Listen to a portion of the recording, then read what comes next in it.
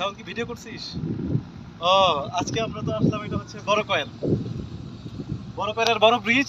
আর ওই যে হচ্ছে ছোট কয়েল, ছোট কয়েলের হচ্ছে ছোট ব্রিজ। আর এগুলো হচ্ছে বাল্কহেড।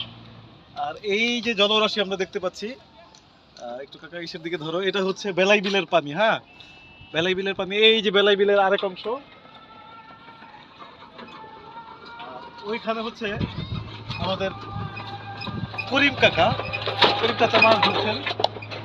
উনি হচ্ছে ধর্মজাল, যেটা বলে ধর্মজাল, অনেকে বলে ভেসাল, এটা দিয়ে মাছ মাছ ধরছেন। একটু পরে মোবাইল বাজারে অনেক মাছ পাওয়া যাবে, তাজা তাজা দেশি মাছ, বেলাই বিলের মাছ।